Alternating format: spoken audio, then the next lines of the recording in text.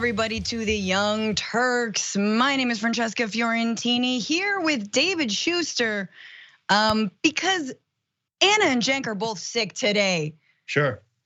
They left it all on the table last week, David. I don't know if you were tuning in. I'm sure you were, but also busy with your own work. And I think after that Ro Khanna debate interview, Cenk was like, peace, my work here is done. Or it could be that they simply had an axe to grind, Francesca, with you and me and said, okay, you guys take over this Lamborghini kind of machine and see how you drive it. Oh, we gonna drive it, baby. We're like, yeah, we're definitely babysitting the car. We're like the valet. Sure, we'll take care of it / take it for a spin. But thank you guys all for being here. Make sure you are liking and sharing that stream right now. We get so much good news. And by good, I mean bad and funny and interesting news. It's never really good, is it? But David's with me for the first hour, and then the second hour, Adrian Lawrence, of course, also from Rebel HQ, is gonna be in the hot seat, taking us through all these different stories. So buckle up. It's gonna be good. David, what's up first? Well, let's start with something that's kind of family friendly. So Big Bird has ruffled some conservative feathers this week after announcing that he had been vaccinated for COVID-19. As a lot of you know, Big Bird has been a fixture on television, children's television since the 1960s. He's officially, though, 6 years old. And the announcement this week from Big Bird, and there's Ted Cruz who wasn't happy about it. The announcement this week from Big Bird was intended to try to help people understand that kids are now approved to get the vaccine. Here's what the tweet said from Big Bird. I got the COVID-19 vaccine today. My wing is feeling a little sore, but I'll give my body an extra protective boost that keeps me and others healthy. Well, President Biden liked it, and he tweeted in reply, good on you, Big Bird. Getting vaccinated is the best way to keep your whole neighborhood safe. So far, so good, right? Well, let's talk about Republican Senator Ted Cruz from Texas. He then tweeted, government propaganda for your 5-year-old. Even though Texas seems to be quite sort of popular for a lot of families in terms of the immunization for kids. Here's what Rachel Parnett wrote in the Washington Post. Following the Centers of Disease Control and Prevention sign off last week on smaller doses of the Pfizer BioNTech coronavirus vaccine for children ages 5 to 11, one Texas children's hospital averaged 1,000 appointments an hour when it opened signups after the FDA green light. In the midst of all of this, CNN decided to do something of a video with all this. Big Bird and his friends from Sesame Street were on CNN to push for vaccinations. Watch. I'm a little scared to get the shot because I don't like needles. Will it hurt? Oh, it's okay to be scared and to have some of those big feelings, Big Bird. Can I tell you something? I'm a grown-up and I don't really like needles either. You know what I like to do? I like to bring something from home that might make me feel safe, like a favorite toy maybe. Oh, does Rosita have a boo-boo? Oh, no, Amica, this is from my COVID vaccine. My mommy and my papi took me to get it this morning. I was a little scared, Big Bird, but my mommy and my papi helped me, and little Gatito helped me too. And you know what? Before I knew it, the shot was over, and I had this cool vaccine. Band-Aid on my arm. Wow, so look, it's all fun and games. It's to help kids understand that there's a vaccine that they're gonna get, like the flu vaccine, like other vaccines. And your friends from Sesame Street are there to help you and make you understand, hey, it's all good. But then, of course, there's Fox News, the news organization, self-proclaimed news organization, which declared war on Christmas for so many years, has now opened fire on Sesame Street. Watch. That was weird. Sanjay Gupta should be talking to mommy and papi and not to little kids on this, what looks like a big pharma commercial on Sesame Street. It's so creepy. By the way, if they can be booked on CNN, they have an open invitation to come on Fox and Friends, the whole Sesame Street cast. Oh yeah? Come on in. Yeah, I think we should book them and ask them about it. The science behind the risk to kids on COVID is just so stark and clear. They're not at risk to either transmit or get seriously sick from COVID. And yet, as you point out, so few, none really, long-term studies on the effect to children. And yet this type of propaganda is like, oh yeah, that's definitely what we need to do. Leave it, of course, to Fox News to lie to families as they're talking about Sesame Street, about the science. But in any case, Francesca, what you make of this? Oh my gosh. There's just so much to unpack in all of that. First of all, I think we all want to see Fox and Friends discuss the vaccine with Sesame Street characters. Cause it's like for the first time you'd have like an actual meeting of minds, like they're at the same level, they read at the same level, they count up to the same number, 11 is like scary for them, that kind of thing. So I say go for it. I think that would be really, really funny. I would love to see them just debating Big Bird on it and little Rosita and berating them because that's what they're out for. It's interesting because this is actually not the first time that the right has targeted Sesame Street. So there's context, like Newt Gingrich wanted to defund the Corporation for Public Broadcasting. Remember the Jerry Falwell Teletubby stuff? That was all on PBS. Oh yeah, Tinky Winky is encouraging people to be gay. Like what? So again, they've been trying to cancel things from well before when they accuse the left of supposedly canceling. But it's just so amazing to me that something harmless, adorable, come on, Rosita, please, they would be so triggered by. And that's only because they have nothing else to go on. And David, let me ask you, like you're the parent of 2 small children, right?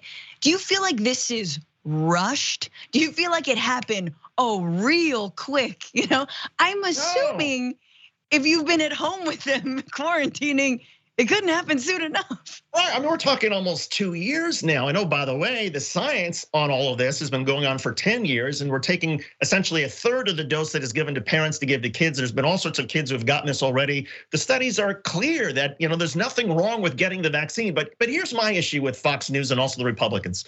Maybe there's an argument, I guess in some universe, there's an argument about whether the government should be, funding community television to try to spread positive health news to families. Okay, that's an argument, but that's not the argument they're making now. They're accusing this of somehow being propaganda because the characters on public television are trying to tell children, hey, it's safe, it's okay to get a vaccine. And by the way, PBS, public television, Big Bird, they have been promoting vaccines for almost like 50 years, back to 1972. In fact, here's a clip of Big Bird from 1972, encouraging people to say, hey, vaccines are okay. Watch.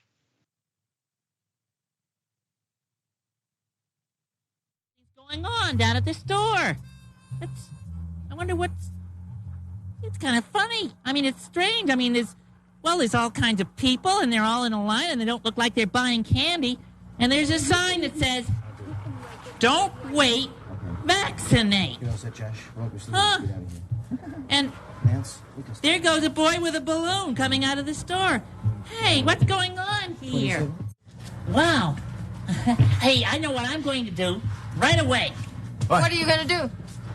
I want to get in line. Okay, so look, if Francesca, my view is if Republicans don't like Big Bird, if they don't like the vaccines, if they don't want their kids to get the vaccines, fine, homeschool your kids, never leave your house, make sure the parents never leave because you don't want to risk that your neighbors or people in community might somehow pick up the disease because somebody in your family gets it and spreads it. So create your own little bubble and then you can say whatever you want about the vaccines, about people who support the vaccines and about Big Bird. But I mean, it just seems like such hypocrisy from Republicans on this. No, obviously. And in fact, actually, I think there's a broader discussion to be had about the ways that us having to shelter in place, to not go out, to not talk to people, to sort of be very atomized from one another. In a way, that's kind of what Republicans overall, they like. That's the way they think a community should work, right? Where we should live in fear from one another. We should, be armed to the teeth. We shouldn't trust people. We call the cops on everybody.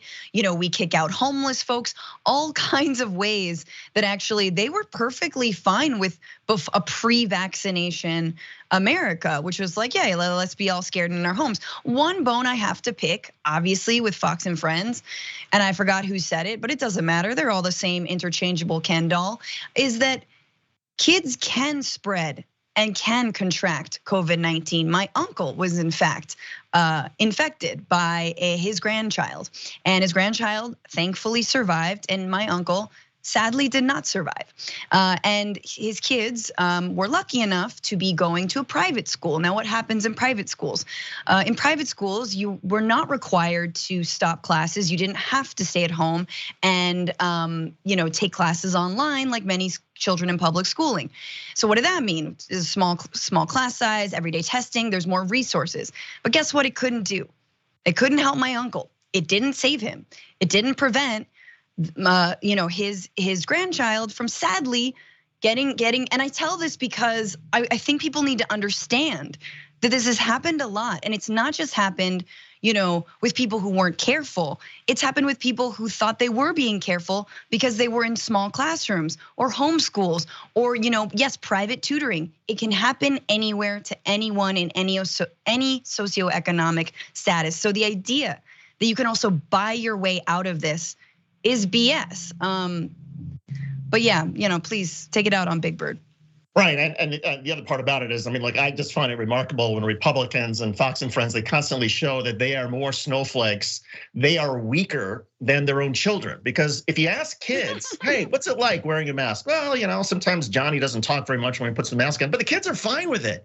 It isn't causing some huge damage to them. They put the mask on and they just sort of do it. It's the parents who are projecting their anxieties onto the kids. And kids, maybe they're a little upset when they see the little needle when they get their flu vaccine and they cry and mommy and daddy have to hold them or whatever it is. And then they get it and they're fine and they're happy because they get a sticker. It's the same thing with this vaccine, but it's Fox News.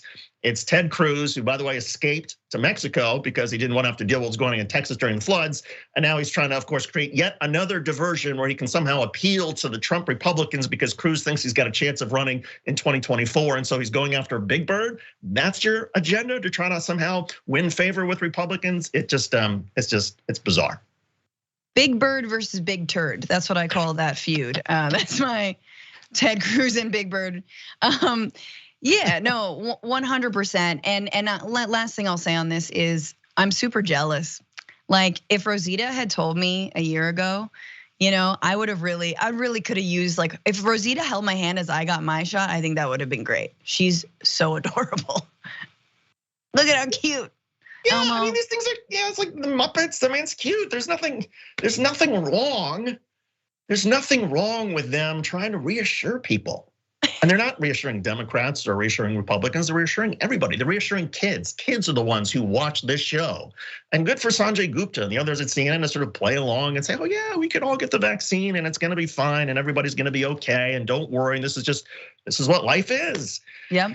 But of course, the boogeyman has to come down and ruin it for everybody. And now, of course, I guess it's no longer PC if you're a Republican now, if you're a viewer of Fox and Friends, now you can't allow your kids to watch Big Bird. You can't, they have to watch, I don't know, Ben Shapiro. Does he have a channel for little 5-year-olds to sort of help them understand what capitalism? Give him time. Give him time. He's building it. He's working on his clown voice. Actually, he's already got the clown voice down. He's been sucking the helium to give him sort of the permanent wedgie voice. But yeah, Sesame Street's been canceled, guys. It's been canceled. Yeah, it's being replaced. Instead of Big Bird on the far right channel, it's going to be some sort of big chicken, I think, or some sort of smelly fish that is rotten to the core. But anyway, let's move on. Let's talk about our dear president, impeached twice, lost an election he still cannot keep crying about. But President Trump still has some blistering words for Republicans who voted in support of the bipartisan infrastructure plan. Remember that plan? The one with so much money that's gonna help build bridges and tunnels and all over the United States and employ tens of millions of people. Well, President Trump wrote, very sad that the rhinos in the House and Senate gave Biden and Democrats a victory on the non-infrastructure bill where only 11% of the money being wasted goes to real infrastructure. How about all those Republican senators that voted that, thinking that helping the Democrats is such a wonderful thing to do, so politically correct. They just don't get it. Then Donald Trump took a shot at his favorite scapegoat, the now Senate Minority Leader, Mitch McConnell.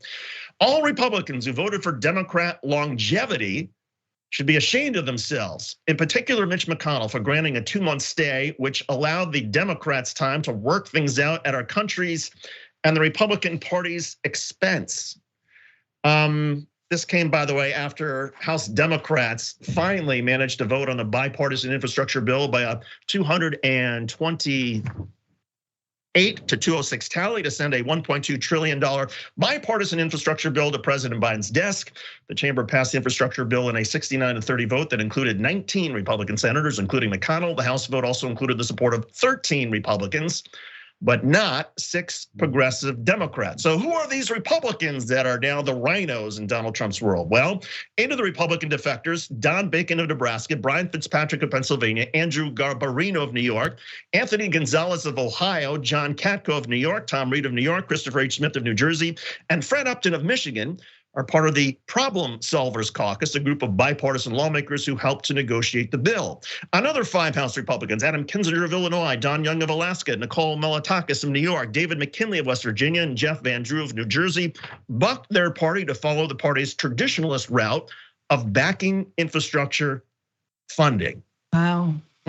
So, Francesca, want to predict what's going to happen to these Republicans?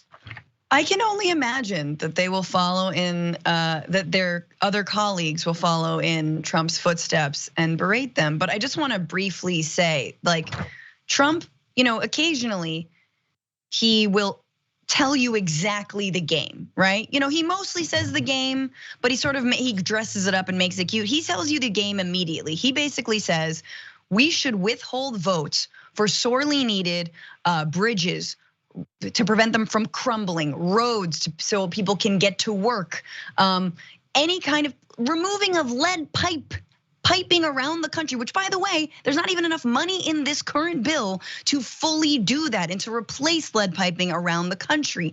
So no, we're going to vote against that. We're going to ensure that you live a less safe life, that your drinking water is contaminated. Why? So we can stick it to the libs, so we can drink the lib tears. Yes, exactly, out of our cups that are full of, lead poisoning. But doopy-doo, like he just tells you right there. And so for any Republican actually paying attention, understand that maybe that those 13 Republicans that voted for it, it's because they haven't politicized potholes yet. But give them time. But for now, they're actually sticking on principle to something that is good for all people, no matter what party you vote for.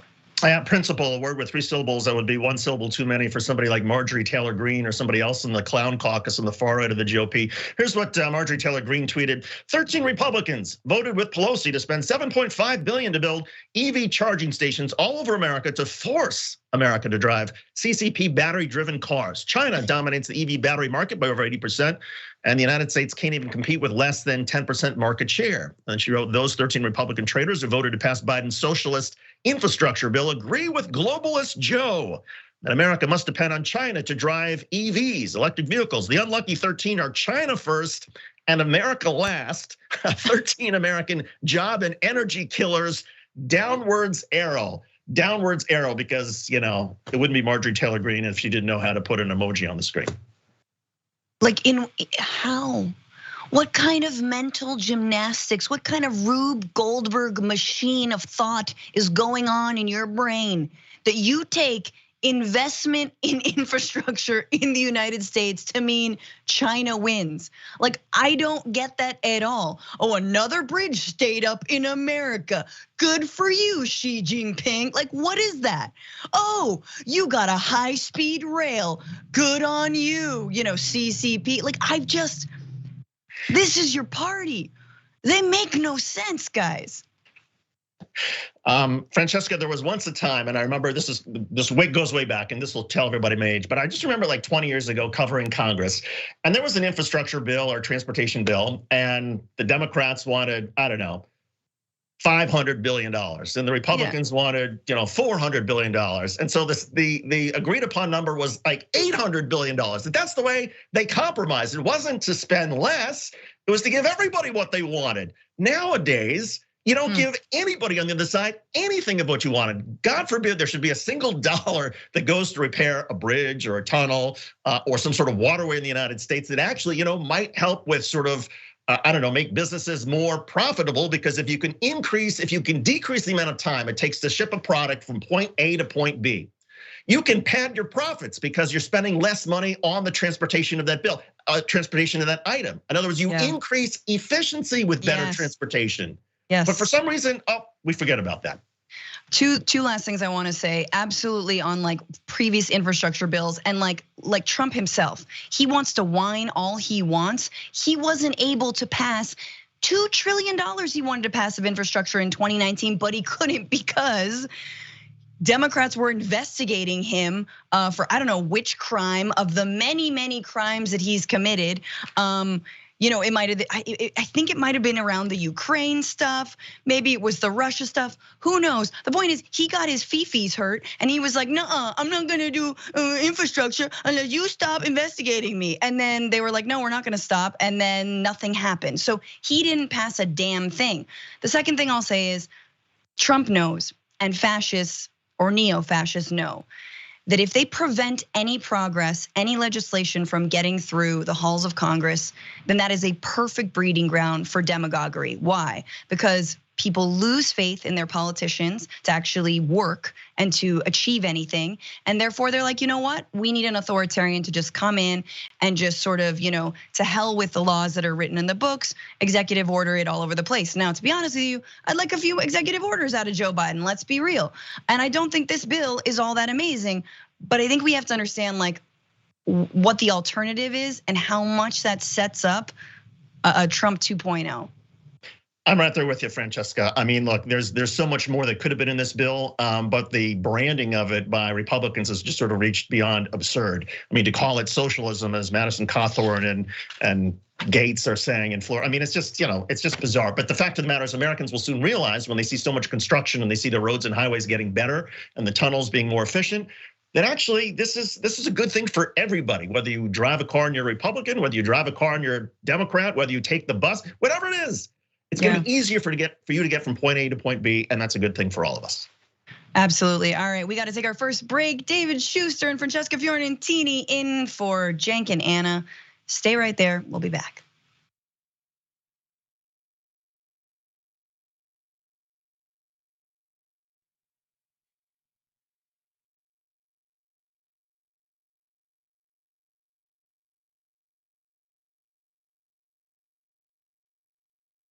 And insight on the news we cover, so you understand not only what's happening, but also what's happening behind the scenes, the stories behind the stories. Gee, I wonder why we didn't get $15 minimum wage. Because they're all raising money from the guys who don't want to increase the minimum wage. And we play musical chairs and put these children in one awful detention facility to the next. That's what's happening at the border. The things that got him banned, he's still spreading. So presumably, I think it's reasonable to say that if you allow him back on the website, he's going to do it again. Any legal voter that we deem not willing to vote for my side shouldn't vote because it'll replace me that's supposed to vote for my side. That's not how voting works. That's not how democracy works. And while many people following today's political news can get discouraged about the direction of the nation and the world, that's not us. At TYT, we're genuinely optimistic about the future, and with good reason. Today, wide majorities of Americans agree with our progressive stances on issues ranging from healthcare and education to climate, immigration, and wages. The rising generation of young people are also overwhelmingly progressive in their political beliefs and policy objectives, and they're increasingly flexing their muscle as voters and activists to demand change from our elected officials. The traditional mainstream media is mostly AWOL. They, along with the government and many other cherished institutions, have been captured by corporate interests. Audiences sense that they're not getting the whole story or even the truth from once trusted outlets, whether broadcasting cable TV news networks or national newspapers and magazines. The Republicans say we will serve our corporate masters at all costs, including killing democracy, yet here we are. Where else do you hear that? You hear that on NBC, on ABC, on CBS? You hear it nowhere. They don't want to talk about money in politics because it's really hard to pass judgment when your media organization is funded by fossil fuel companies. The antidote is the Young Turks. Unlike mainstream corporate outlets, we're not beholden to corporate advertisers, to defense contractors, to Wall Street, or to Big Pharma. And we don't carry water for the Republican or Democratic parties. So watch us Monday through Friday at 6 p.m. Eastern, 3 p.m. Pacific, and join the thousands of progressives around the globe who tune in every day for TYT's unmatched, award-winning content and see what it's like to experience a news organization that only answers to you. I'll continue to sit. I'm going to continue to stand with the people that are being oppressed. The president labeled him a son of a bitch. I don't think it's good to be a distraction to your team. To stand proudly for the national anthem. You know, some of these people need to move to another country. Well, you shouldn't be playing, you shouldn't be there. Maybe you shouldn't be in the country. The president is put in place to amplify the racists in this country. Black men and boys are killed at an exponentially higher rate than white men and boys, as outlined by PBS. Black people are most likely to be killed by police, found mappingpoliceviolence.org. Personally, my biggest gripe is not saying how sports and politics have been attached at the hip. From the jockey syndrome, to the Negro Leagues, to Tommy Smith and John Carlos, Muhammad Ali, to modern day and everything in between. This is not an escape. It is a reflection of reality and a reflection of the times. Everything that we've accomplished over the years is because of our members who've allowed us to remain independent of corporate interests and reach 20 million followers. Now is the time to bring as many people into the progressive movement as possible. We're inviting you to be the change and help bring a community-powered progressive change machine to life. Details are at tyt.com/change. If you're a member, thank you. We need you to remain so. If you're one of the thousands of viewers out there who's not a member yet, the time has come for you to join now. We need you more than ever. tyt.com/change.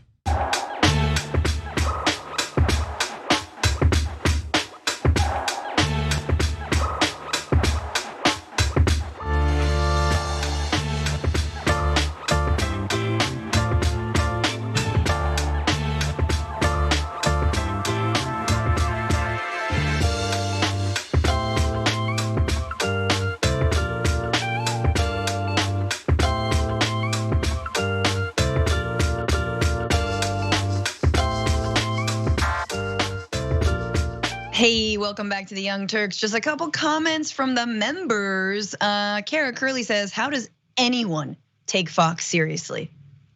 Facepalm, yeah. It's just, how do they look? Are there mirrors in the dressing room? I don't know.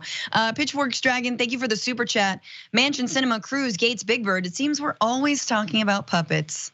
Indeed, and two new members, Kristen Eckert and Mama Richie became members. Thank you so much. You guys get exclusive access to a bunch of extra content.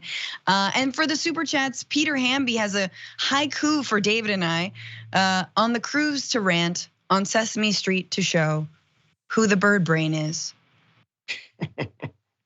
I love that. Well done, Peter. Yeah, and before we launch back into news, guys, just FYI, the conversation happened between Cenk and Larry Lessig. It was so good, so make sure to catch up on that. You can also listen to it as a podcast on any podcast platform. Also, Old School, there will be no new Old School tonight, but there's a lot of other old schools. There's not new old school, there's old schools, and that is what I wanted to tell you. That being said, David Schuster, we got more news, don't we? We do have more news, and full disclosure here. Once upon a time, when I was much younger, I worked at Fox News Channel. This was before they went absolutely batshit crazy. I was one of the originals, but I like to say it before I do segments because I still about Fox News because I still have some people over there who, God knows why they're still there. But for all of us who don't like to watch Fox News, the only time that sometimes seems interesting is when somebody actually goes on Fox News and trolls them to your face. And that actually happened over the weekend. This involves President Biden's plan to give money to immigrants who have their families torn apart at the border. Here is the president from the weekend. Watch. If in fact, because of the outrageous behavior of the last administration, you coming across the border, whether it was legal or illegal, and you lost your child, it's gone. You deserve some kind of compensation, no matter what the circumstance. Right, sounds reasonable. They tear apart your children. You might sue, but whether you have standing or not, the government is going to give you some money. Well, that prompted that sort of point of view then came up at a news conference in which the senior Fox News White House correspondent, not quite sure how he's a senior Fox News White House correspondent, but Peter Doocy had this exchange with Joe Biden. Watch. Do you think that might incentivize more people to come over illegally? If you guys keep sending that garbage out, yeah, but it's not true. So this is a garbage report? Yeah.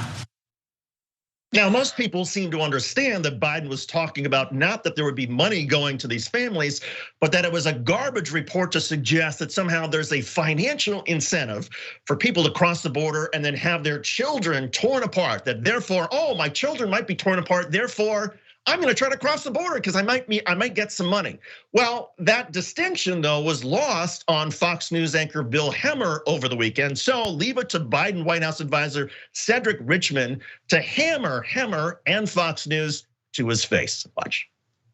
If you go back to the question was from a Fox reporter asking about whether compensation for being separated and losing a child would be an incentive to come to America. And what he was saying was that was an absurd question from the beginning. No one's coming somewhere to lose their child, to be separated from their loved one. And the question is so insensitive, disrespectful, that's what he was commenting to. And I would ask the question of you, whether you support that. I mean, at some point, we cannot, with a straight face, say that parents are willing to separate from a child for a dollar amount. Except on Fox News, they do say that with a straight face.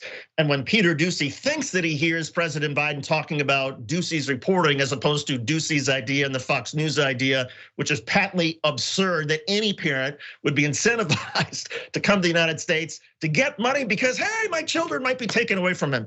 I mean, everybody knew, I think, Francesca, that that's what Biden was referring to when he said that's garbage. It wasn't the idea that Biden was saying, oh no, it's garbage, this idea that we're gonna pay people. No, it's your explanation of this that is garbage. Why is that distinction so difficult for them? No, and we have to understand just how far right the conversation nationally is on immigration. We're so far to the right that we can't even say the word center without being like, no, we're all the way on the right, or I'm on the right of your screen. Like, because imagine the Biden administration arguably has not done enough when it comes to actually changing Trump immigration policies, right?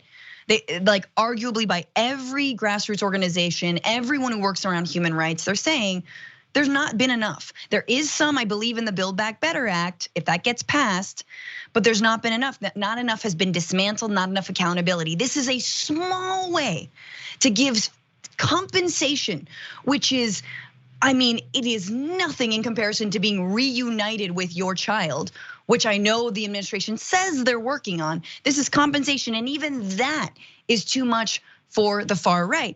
And I gotta say, sometimes Biden's sort of like fuddy-duddiness really works in his favor, where he's like, yeah, if you keep putting that crap out, people are gonna believe that. And you kind of like that. You like that he can just be his fuddy-duddy self and be like, yeah, you guys are filling people's minds with poison. And you also see the way stories like this get laundered, right? So at Thanksgiving, you might have a relative who's like, yeah, well, I heard that they're giving people money if they relinquish their child at the border, and then you get $450,000 or whatever it is, right? It's a lot of money because it's a huge, it's a huge loss.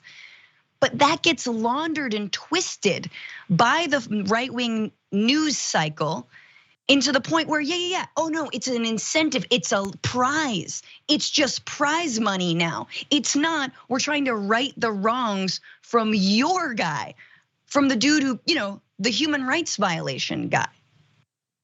I also wonder, Francesca, if it gets even sort of scarier than that. I mean, we sort of joke about, Fox News and the way they sort of mess around with this stuff and ha. But I mean, you mentioned earlier, you made a great point about fascism, and there's this sort of effort on the right with the help of Fox News to engage in fascism. And part of fascism is to take a minority group, to take immigrants and to dehumanize them.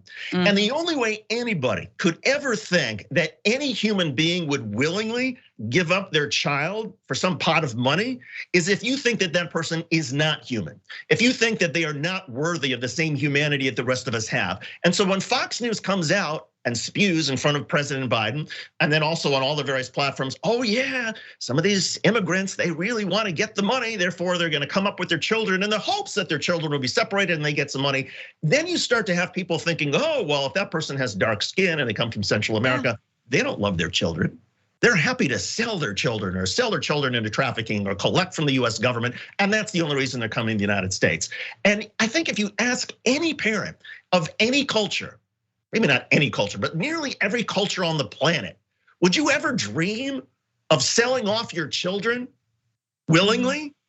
Nobody would say yes. That's insanity. And the idea that there's some people on the right in the United States, and clearly Fox News knows that there are people who like this stuff. The idea that they would say this with a straight face and they would say, oh yeah, but there's a legitimate point here. Doesn't it incentivize? I mean, that is really, really frightening. Absolutely. It is 100% demonizing and also having no empathy. And this is sort of where I get to my main, this is the dark moments where you're like, I don't know if we can come together as a country, because if you don't have basic empathy for someone trying to seek a better life in another country, save their own lives, fleeing gang violence from their countries, destabilize by your country and their foreign policy, I don't know what to say to you anymore, man. Like, I don't even know if we can have this conversation if you lack so much basic empathy. But yeah, fascism needs a scapegoat, and immigrants have been that for so long. And that's why we have to make sure we combat that. And sadly, I'm not seeing enough from the Biden administration yet to really do it.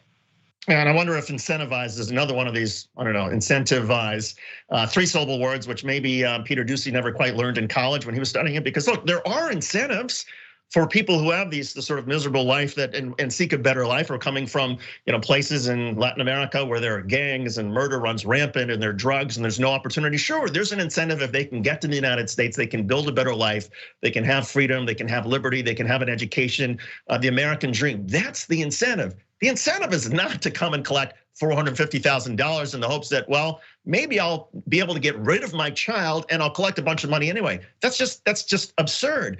And for people who do not understand what incentivize really means and what incentives are actual real incentives versus these sort of made up incentives that they talk about and bandy about on Fox News, makes me think, well, they're just dumbing down their audience even more and tossing around a word like incentivize when they have absolutely no idea what it means.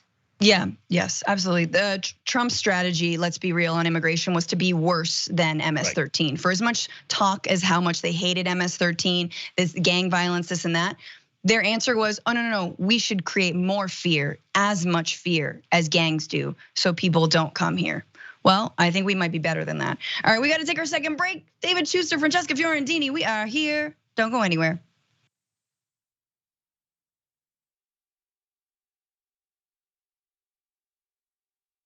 So a lot of progressive office holders are doing something fun.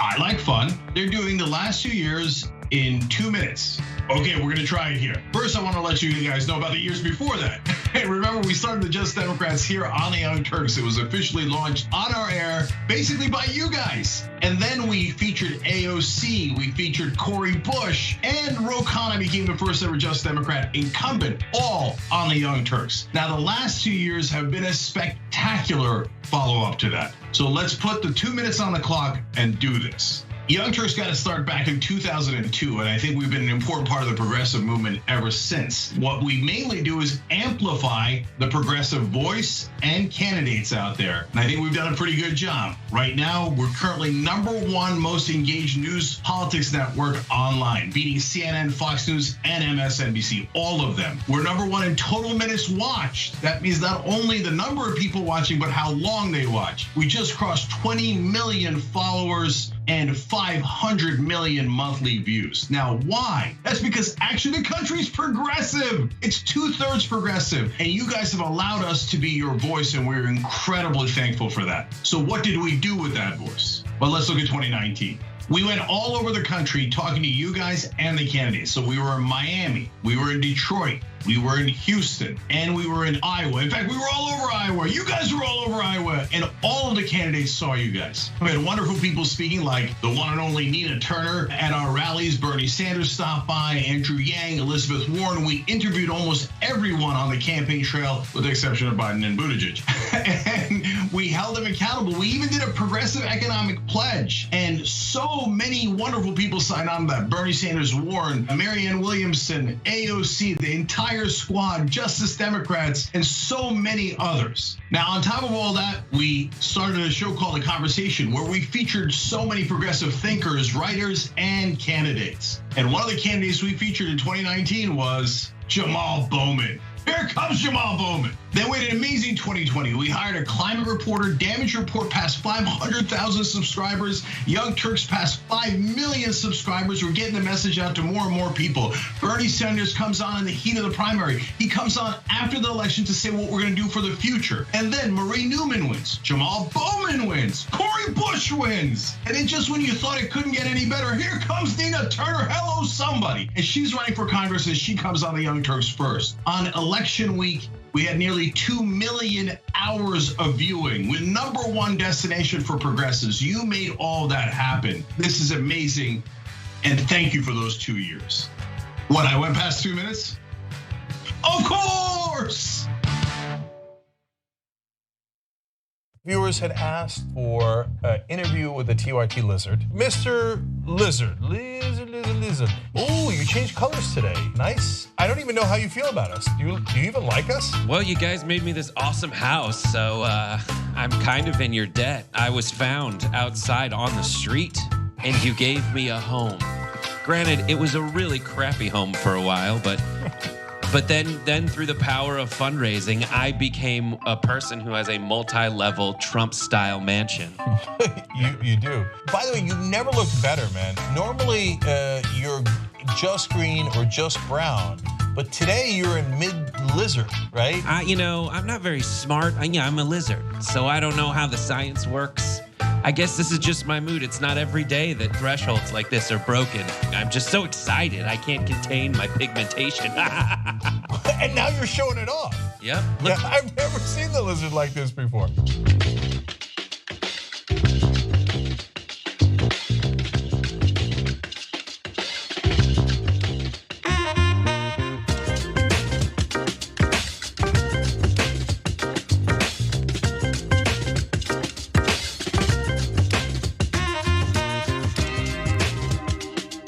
Welcome back to the Young Turks with David Schuster and Francesca Fiorentini. Some comments. I always say my name like that. Francesca Fiorentini. Comments. Thank you for the super chats, y'all. Danny, love the fantastic Dave-tastic Monday. Need more of this great duo. Agreed. I always enjoy doing these shows with David. I think we did the damage report together. That was excellent. Yeah, I had a lot of fun with you, Francesca. Hell yeah.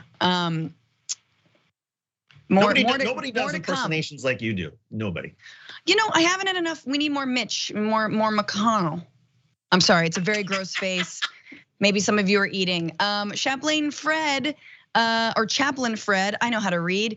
Awesome to see you, David and Francesca. Both of you are the bomb. So you mean to tell me Big Bird is a thug? Puff, puff, pastime, need my meds. First of all, we all know Snuffy definitely gets down with edibles. Look at his eyes. And YouTube renewed, thank you for your super chat. Part of the problem is if you don't have kids or don't know anyone who has kids, it's easy to underestimate how strongly parents feel about them. I'd agree with that, but I also feel that if you have never faced adversity in your life, you never will understand what it is like to try and have a family and make ends meet, and the things and the sacrifices you might make for them. And part of that is going to an entirely new country for their well-being and safety. Anyway, we got more show, we've got more stories. David, what is next? The University of Austin, or something like that. Get your SAT scores and transcripts ready because that woman, Bari Weiss, who used to write for the New York Times, she has this idea that there should be a new university, a new college on the scene. Weiss announced that she and a motley crew of professors, researchers, and other journalists are going to create a new university in Austin, Texas. And by the way, Austin is already the home to the University of Texas. But Weiss tweeted a link to a Substack article titled, "We Can't Wait for Universities to Fix Themselves, so we're starting a new one." And this was written by the former president of St. John's College, Pano Canelos. Weiss, who's been on a warpath against so-called cancel culture since she resigned from the New York Times, wrote in her tweet, "This university will welcome witches who refuse to burn." Well, in the Substack post, Canelos writes, "I left my post as president of St. John's College in Annapolis, Maryland, to build a university in Austin dedicated to the fearless pursuit of truth." He also wrote, "In these top schools and in so many others, can we actually claim that the pursuit of truth, once the central purpose of university, remains the highest virtue? Do we honestly believe that the crucial means to that end, freedom of inquiry and civil discourse, prevail when liberalism has become a pervasive feature of campus life. Finally, he writes, on our quads, faculty are being treated like thought criminals. Thought criminals. Actually, that's not what I've seen in a lot of universities across the United States. But Francesca, is there a point here? Have progressives, has the left gone too far in terms of somehow trying to, I don't know, demonstrate against the Ben Shapiros of the world who show up on campus and want to spew their nonsense? Short answer is no. Sometimes, guys, the world changes. I know that's weird, but it's not static, and that's like scary, right? But you might have to embrace that. And no one should be taking advice from Barry Weiss. I'm sorry, let's get that out of the way initially, especially when it comes to things like cancel culture or, thought police or thought criminals. Barry Weiss is a person who went after professors for covering and for discussing the occupation of Palestine by Israel. So any Palestinian human rights discussion, especially the Middle East Studies Department in Columbia University and many other universities, remember, there are databases that right-wingers collect for any professors who are speaking about the occupation, who are casting doubt on it, who are talking about human rights, again, for Palestinians. That is a no-go for them. And they have lists. And what happens with that? They will do write-in campaigns. They try to come for people's jobs. And Barry Weiss has been spearheading that in universities around this country. So let me guess that you won't have a Middle Eastern Studies department, maybe at all, at the University of Austin, right? Just you and Joe Rogan and a bunch of other podcasters trying to make it in your little bubble that is Austin. The poor people of Austin who've had this thrust onto them. And like the last thing I'll say is if you're so against cancel culture, what are you trying to do then? Are you gonna cancel gender studies because it hurts men's feelings? Are you gonna cancel ethnic studies because it's not fair to white people because it makes them look bad? You're gonna cancel anyone reading Marx because who knows, you might stir up the proletariat to overthrow the billionaire class. Like, what are you actually talking about?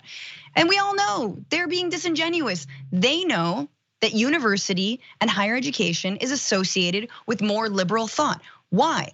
Because it's literally a space to learn. You not always, but usually you're exposed to new ideas that you weren't exposed to. You understand history, you understand systems, you understand structures. For the first time, you understand democracy and how it came about, right? You understand people's struggle, and you situate yourself in that, and you have the privilege and to do that, and you're lucky enough to do that, not without a lot of debt. And they know that, and they hate that. Yeah, you're absolutely right when it is. I mean, look, it is very rich of Barry Weiss, of all people, to be leading this crusade against cancel culture. I mean, you mentioned her condemnation, her campaign against Muslim professors. Here's how Glenn Greenwald wrote in The Intercept in 2018 about Weiss's campaign. He said, the campaign was designed to ruin the careers of Arab professors by equating their criticism of Israel with racism, anti-Semitism, and bullying. And its central demand was that these professors, some of whom lacked tenure, be disciplined for their transgressions. And there has long been, Francesca, this somehow argument in a lot of intellectual circles that, if you're a supporter of Israel, if somebody criticizes Israel's policies, that somehow is anti-Semitism. No, it's not. I'm a big supporter of Israel. I'm Jewish, and I'm happy to say Israel's policies are racist, that they're anti-Zionist, that the disputed territories are an absolute mess. That doesn't make me somehow anti-Semitic. But in Barry Weiss's world, I guess I would be some sort of self-hating Jew as a result. And as a result, I suppose I wouldn't be accepted at her University of Austin. Not that I would ever want to go there because, by the way, the website makes it clear that the University of Austin does not offer degrees at this time and is not yet accredited. So, okay, Barry Weiss, you don't like the universities that are out there. You're gonna get your kids, I suppose, to the University of Austin where they're not gonna get a degree and they're all gonna have groupthink and brand a whole bunch of us as somehow anti-Semites and say, well, we're not gonna allow any other points of view than conservative points of view. Gee, that sounds like a wonderful university, a place of higher learning. Yeah, absolutely. And look, like I have no doubt that, especially with the amount of discussion of cancel culture, the perpetual filming of one another, and the online trolling, the bullying. I don't think it's easy to be a student right now for many different reasons, right? And I think, in a lot of ways, we do close down our minds and we become sort of tribalistic and sort of, we hunker down. The right is as guilty of this as some people on the left can be. But universities should be a place to kind of openly talk about that, right? To question things, to ask, and to not be chanted down for it. But if professors are getting pushback on their syllabus, it's because maybe they need to update the syllabus. Damn, you know what I mean? Like, if you're approaching the same subject, over and over again, and you're getting critiques from it from student body, well, then that's good. That should be good. That should be a good thing, right? If you're like, hey, you don't have in your gender studies class, you got a bunch of dudes writing, like that's probably bad. So all to say, nobody should be wanting to shut down freedom of thought. In fact, that's the point of university. But I think all they're doing is simply projecting and getting us to imagine that universities and colleges now are somehow just Twitter. And they're not. There's like legit professors who are working very hard, who've written, who've done a lot of, amazing, who do a lot of heavy lifting and a lot of great lecturing. It's not just a Twitter food fight. I agree, and I think that the fight that they have started, though, is going to be one that they're not going to look back and think was very wise. Because to choose Austin, Texas, I mean, there are more than 50,000 students that attend the University of Texas. It is the pride of that state in terms of academic integrity and what they try to do with their research programs. And so for a group of conservatives to say, well, no, we want Austin to be known for this alternative university or this alternative college where it's conservative ideas. There are a lot of conservative ideas at the University of Texas already. There are a lot of conservative students there, a lot of progressive students. You can find these kinds of debates right now in Austin. You don't need to start a university. So why did they choose Austin? Why didn't they choose, say, Waco, Texas, or some other place? Well, apparently because Elon Musk and Joe Rogan like Austin, Texas. Therefore, if it's good enough for Elon Musk, well, let's put our Liberty, Freedom, Austin University, whatever they're going to call it, in Austin, as opposed to, I don't know, in California. Huh? And look, it tells you something for all the reply guys out there for Elon Musk and all the Rogan stans who still don't understand that he's just running cover for the far right. They're millionaires, guys. They're millionaires and billionaires. They're going to Austin because they don't have to pay as much taxes. Like, that's why they like Austin. That's why they like Texas. All right, they got their own power grid. They don't even need the Texas power grid. And the last thing I'll say about Austin, hey guys, Austin just voted. They had a proposition in front of them last week whether they wanted to expand the police force. Oh yeah, Austin's for freedom and Blue Lives Matter, and yeah, we're right wingers, and we got to get out of California. And guess what? They rejected that proposition. That's right, Austin voters, they don't want to expand the police force. They don't want more police officers. Maybe that's because of critiques of police that we've all seen. So I wouldn't throw in the towel for Austin yet, but tuck in and hang in there. We should be throwing in the towel for an NFL quarterback by the name of Aaron Rodgers. He was once considered one of perhaps the greatest commercial appeal in terms of commercials and his standing in the league, say to one of the Manning brothers. But now Aaron Rodgers has become something of a pariah, and this is because of the world of COVID and the world of professional football and how they have collided. Rodgers was recently asked if he got the COVID-19 vaccine before the season began. Watch. Are you vaccinated, and what's your stance on vaccinations? Yeah, I've been immunized. There's a lot of conversation around it, around the league, and a lot of guys who have made statements and I've made statements, owners who've made statements. There's guys on the team that haven't been vaccinated. I think it's a personal decision. I'm not going to judge those guys. Again, the question was, have you been vaccinated? His response, yeah, I've been immunized. Well, ESPN says the National Football League, regardless of how Rodgers wants to describe his situation, the NFL has been treating him as unvaccinated since the beginning of the season. And this past weekend, the league announced that Aaron Rodgers now has COVID-19 and therefore will not be playing for a while. Rodgers told a sports talk show that he is allergic to one ingredient in the COVID-19 vaccine and that he is taking ivermectin after consulting with conservative podcaster Joe Rogan. Well, the criticism of Aaron Rodgers has been far and wide and was most intense over the weekend from former quarterback and NFL Hall of Famer Terry Bradshaw on Fox Sports. Watch this. I'd give Aaron Rodgers some advice. It would have been nice if he'd have just come to the Naval Academy and learned how to be honest. Yeah. Learn not to lie, because that's what you did, Aaron. You lied to everyone. I understand immunized. What you were doing was taking stuff that would keep you from getting COVID-19. You got COVID-19. Ivermectin is a cattle dewormer. Sorry, folks, that's what it is. We are a divided nation politically. We're a divided nation on the COVID-19, whether or not to take the vaccine. And unfortunately, we've got players that pretty much think only about themselves. And I'm extremely disappointed in the actions of Aaron Rodgers. Yeah, Aaron Rodgers, perhaps one of the most selfish football players there is right now. Francesca, if you had a colleague that you worked closely with, very closely with, in a very tight quarters, tight spaces, and you had to change clothes and all that kind of stuff around your colleague, would you feel very happy if that colleague had been lying to you and the rest of your teammates about their vaccination status? No. I'd feel awful if my cat lied to me like that.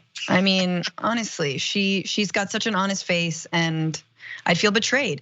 Absolutely. I mean, and this is the big thing, you guys. Let's remember that the NFL actually accommodates for players who do not choose to be vaccinated quite well. There are some restrictions. They can only gather with something like 15 people at a time, which is actually pretty damn good considering before the vaccine we weren't gathering with anybody. There are some precautions that they have to take. Daily testing is one of them. But there is space. The NFL has made space for unvaccinated players. And I'm not gonna stick up for the NFL, honestly, because I do not respect Roger Goodell and Kaepernick always and forever. But at least they are trying to keep people safe. And Aaron Rodgers just lied. It wasn't, I'm immunized. It's, yeah, I'm immunized. So that right there is a lie. And I'm glad he's getting called on it by a lot of different folks, because it isn't the fact that you choose not to get the vaccine, it's the fact that you choose to lie about it when we could have just been keeping everyone safe. I'm with you 100%. And to me, I mean, there are two levels to this lie. There is the public lie. I mean, so he's never gonna, I mean, by the way, he's been dropped by, there's a health organization in Green Bay that had him as a spokesperson. And so he's been dropped by them. So he's not gonna have any commercial opportunities again. He's not gonna be able to sell car insurance for all the other stuff he was doing. But put aside that lie in terms of the public. One of the cardinal rules of professional sports, particularly in football, is that you do not lie, you do not endanger your teammates on the field or off the field. And I guarantee that even if Aaron Rodgers is correct, that there are some people who've got different points of view, even on the Green Bay Packers, about whether they should be vaccinated. There are members of the Green Bay Packers who were vaccinated, who have kids, who have people who have comorbidities, who are counting on their teammates being honest with them. And when the quarterback of your team, you find out, has been lying to you, or is putting you in some sort of danger, putting your kids in danger, well, then you think twice about, gee, am I really gonna work as hard for that guy? Maybe I'm gonna let somebody bum rush through the line and give him a hard one, and I'm not gonna help Aaron Rodgers up the next time he's knocked on his keister. I mean, that is the worst possible thing you could have in a locker room, is that kind of dissent. And that is what Aaron Rodgers has done. And for all those people say, oh, but he's a wonderful quarterback and he should be entitled to have his opinions because he is so successful, he has just done the absolutely worst thing. Never mind the debate over, over ivermectin, over COVID-19, just in terms of sports and how you treat teammates, he has committed a cardinal sin that I think a lot of players will never forgive him for. Tough words from David Schuster. Yeah, I think that, look, it's that I think quarterbacks are supposed to lead. Isn't that the point? They're like leaders. They do, and he didn't. And also, if he felt so strongly about the vaccine, why not say it openly, right? I mean, Kyrie Irving said it openly. Other athletes have said it openly. So I think it does show a lack of leadership. But I don't know, maybe Shailene's cooking up some clay goodness. That is such a great point, because he could have said, look, I don't believe in the vaccine. And he could have said to his teammates, I don't believe in the vaccine. I'm taking ivermectin here, the protocols that I'm taking. And you can argue with me, but I'm gonna be honest with you, this is what I'm doing.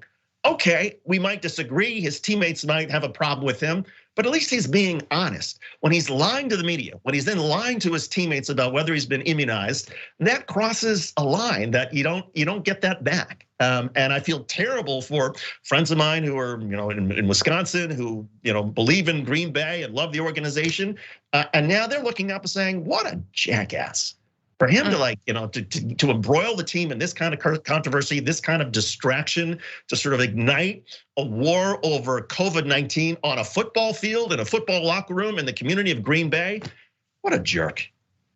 Yeah, last thing I'll say on this, I'm sorry, we have to wrap, but I just want to say that a lot of the folks who are consulting Rogan, Joe Rogan, Medicine Woman, are also millionaires and billionaires, people who are incredibly wealthy, and they can get access to a cocktail of treatment that most people can't get access to, and yet they've got listenership in the millions, and they've got followers like Aaron Rodgers and fans who, if and when they get sick because they choose not to get vaccinated because they're following their heroes, they won't be able to get access to that same cocktail of, Regeneron or ivermectin light, or I don't know what, right? There's all those things are expensive. So it is also important to know that this is a story of leadership and of money, and how some people think that money can buy you out of the vaccine. Because you don't trust it, but yeah, it's horse paste. Get it in me. All right, you guys, David Schuster, that's been the first hour. We got more. Are we good here? Francesca, have a great hour too. Always a pleasure being on with you. So good to see you, everybody. Watch David Schuster on Rebel HQ. He's crushing it, and stay tuned because Adrian Lawrence is here after the break.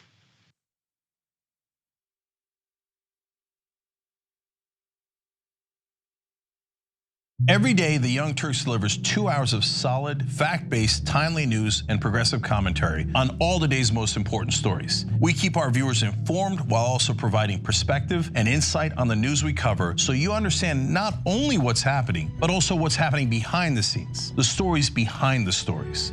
Gee, I wonder why we didn't get $15 minimum wage. Because they're all raising money from the guys who don't want to increase the minimum wage. And we play musical chairs and put these children in one awful detention facility to the next. That's what's happening at the border. The things that got him banned, he's still spreading. So presumably, I think it's reasonable to say that if you allow him back on the website, he's going to do it again. Any legal voter that we deem not willing to vote for my side shouldn't vote because it'll replace me that's supposed to vote for my side. That's not how voting works. That's not how democracy works. And while many people following today's political news can get discouraged about the direction of the nation and the world, that's not us. At TYT, we're genuinely optimistic about the future, and with good reason. Today, wide majorities of Americans agree with our progressive stances on issues ranging from healthcare and education to climate, immigration, and wages. The rising generation of young people are also overwhelmingly progressive in their political beliefs and policy objectives, and they're increasingly flexing their muscle as voters and activists to demand change from our elected officials.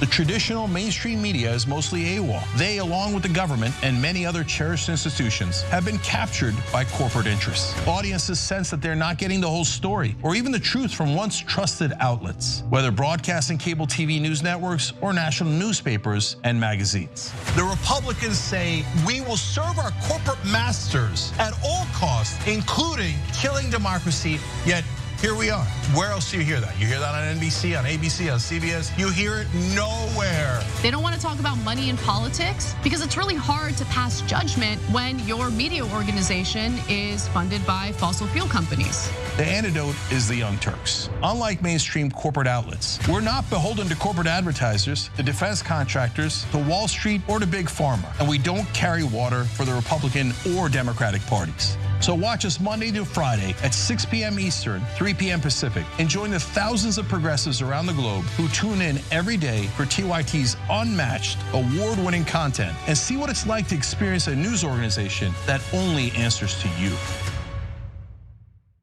I'll continue to sit. I'm going to continue to stand with the people that are being oppressed. The president labeled him a son of a bitch. I don't think it's good to be a distraction to your team. To stand proudly for the national anthem. You know, some of these people need to move to another country. Well, you shouldn't be playing. You shouldn't be there. Maybe you shouldn't be in the country. The president is put in place to amplify the racists in this country. Black men and boys are killed at an exponentially higher rate than white men and boys, as outlined by PBS. Black people are most likely to be killed by police, found mappingpoliceviolence.org. Personally, my biggest gripe is not saying how sports and politics have been attached at the hip. From the jockey syndrome, to the Negro Leagues, to Tommy Smith and John Carlos, Muhammad Ali, to modern day and everything in between. This is not an escape. It is a reflection of reality and a reflection of the times. Everything that we've accomplished over the years is because of our members who've allowed us to remain independent of corporate interests and reach 20 million followers. Now is the time to bring as many people into the progressive movement as possible. We're inviting you to be the change and help bring a community-powered progressive change machine to life. Details are at tyt.com/change. If you're a member, thank you. We need you to remain so. If you're one of the thousands of viewers out there who's not a member yet, the time has come for you to join now. We need you more than ever. tyt.com/change.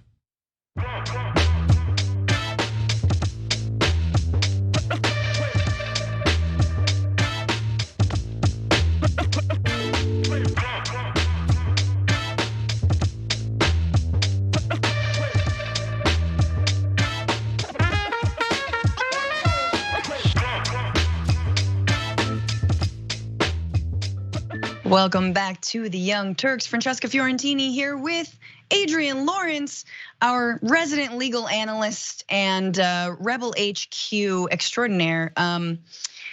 Adrian, how are you? I'm doing all right. It's been quite the week, but and I know it's Monday. Don't get me started, but hey, yeah.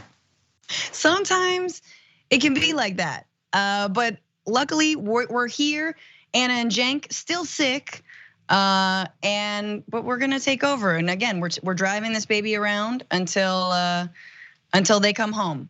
I don't know what that means, but it's a car. I don't know. It's a cool car.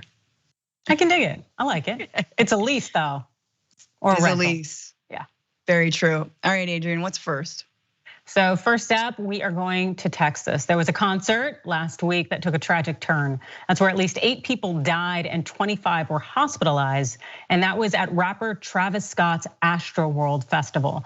And it was during his performance in Houston. So while the investigation we know is still ongoing, we do have a number of details. And it starts with how the melee really broke out. The sold out crowd of 50,000 had reportedly rushed toward the stage as Scott performed, really compressing everyone together. And I'm sure you have heard about this.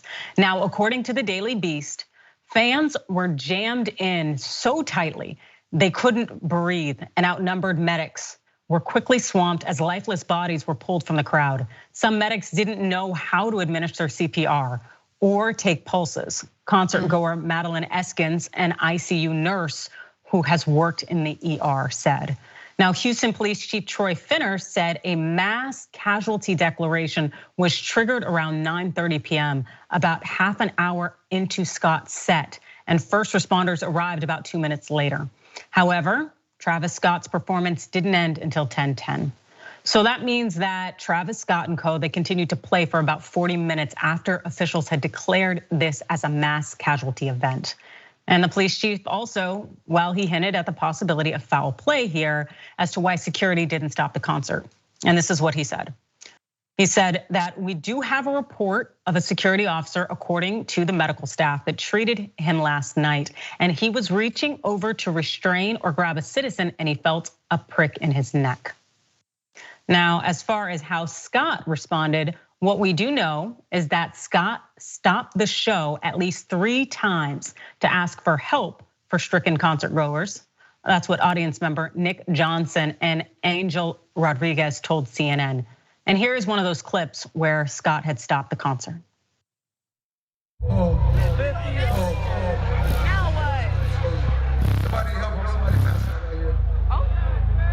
Somebody pass it right here. Hold on, don't touch him, don't touch him. Somebody just back up. Katie, somebody help jump in real quick. Keep going, just real. Somebody jump in, come on.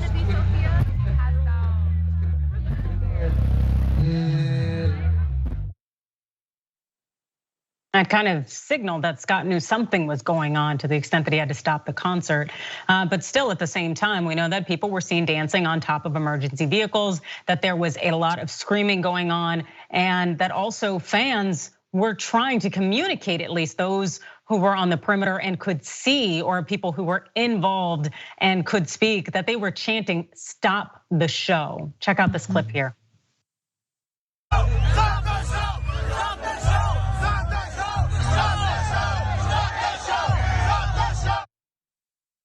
It looks like they did their best. Francesca, how does this sit with you? I mean, it's incredibly tragic and upsetting, right? It's a nightmare scenario to feel like there is no escape and you're being trampled to death. You're seeing people die in front of you and no one's actually taking you seriously or listening to you. So just like, I am chilled hearing the details of this. But as you hear more and more, we see that there were warning signs from the beginning, and good on Scott for at least stopping a little bit. But how are you continuing the show for 40 minutes after it was already declared a mass casualty event? 8 people are dead. Like, at what point do you just cut your losses? And I know that at this point, Scott is issuing refunds to concert goers. You probably wouldn't have had to issue a refund if no one had died and you stopped, right? And you reconvened or whatever. You hold off for like an hour. Like, there are ways to avoid this, and initially seeing the way that people are crowded in, seeing the way that people are already being pushed and squeezed before the show even starts. We all know the moment the concert starts, right? It's like that people descend. But even if it's already a problem before that, that should be a sign to all folks. So I don't know where the breakdown of communication happened. I don't know, I'm curious as to your thoughts on, I know there's some history here of Scott encouraging folks to kind of like, get crazy. But this seemed to be obviously way too much. Yeah, no, and we'll definitely dive into Scott's history. The thing that gets me is, number one, you knew there was a problem. You had some indicia of there being a problem. And I get it that at these mass concerts, because there are so many people involved, that there probably, unfortunately, is maybe 1 to 2 deaths at every major, huge festival, because you have to consider drug use as well as just medical conditions. Also, if people are out in sun exposure for long periods of time, that's why you have medics on site. But in this situation here, when you are the headliner of the event, and it is your event, and also it should have tipped him off based on what I've seen in terms of responses from people and reports, is that essentially people rushed toward the stage, that they came in numbers, and it was 50,000 people. And it seems like, apparently, according to one concert goer, that all of them are rushing the stage. That kind of should have signaled to Travis that, hey, we might have a problem here. But I can definitely tell you it is signaled to his people and his legal team that there is definitely a problem, because we know when there is any unfortunate tragedy, there will be lawyers. And so what we have heard so far is that a concert goer who was injured during the festival is suing the rapper and producer Travis Scott, who was the organizer of Astroworld Festival, as well as entertainment company Live Nation, concert promoter Score More, and others involved in the event. And that's according to the lawsuit, which was obtained by CNN. Now, this individual is seeking monetary relief up to about over $1 million. Also, we have recently learned that at least 20 lawsuits have been filed as of Monday evening. So there's no question here that people are going to be seeking damages, and there will be liabilities and conversations about how this could have been prevented. But there is no word quite yet as far as criminal lawsuits. But it seems that Travis Scott does know that there is a problem, and he issued this response here on social media. To the ones that was lost last night, we're actually working right now to identify the families so we can help assist them through this tough time. My fans really mean the world to me, and I always just really want to leave them with a positive experience. And anytime I can make out, anything that's going on, I just stop the show and, help them get the help they need, I could just never imagine the severity of the situation. We've been working closely with everyone to just try to get to the bottom of this. The city of Houston, HPD, fire department, everyone to, help us help us figure this out. So if you have any information, please just contact your local authorities. So I really appreciate that Travis Scott encouraged people to speak with local authorities, and he did speak out, even though it would have been great to have something a little bit more professional and polished. Even though he did essentially undergo some extent of trauma, you would say, being in that environment. But Francesca, really, I guess, how does this resonate with you? I mean, I think it's a lot of this, like, we will see, we do have to get to the bottom of it and understand how this could have happened. Concerts happen all the time. And yes, I understand, there are drug-related deaths and I hopefully, not heat exhaustion deaths, but like usually, thousands of people can be in one space together and do not trample each other. So what was actually going on?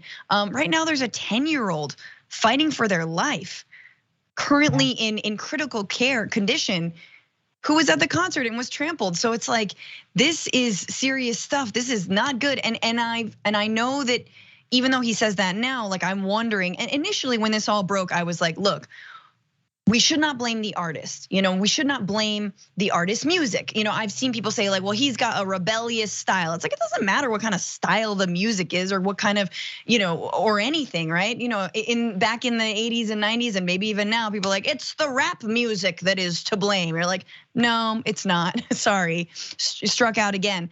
But I do know that Scott has encouraged people to kind of like flaunt security. If a security guard was pricked in the neck with something, what does that mean? Are people coming in with weapons? And also, I'm not arguing to say to treat people like criminals, because imagine if they tried to disperse the crowd like they do so many crowds, as we have seen in the last year. It would have been even more chaos and pandemonium. There has to be, and there is, a better way.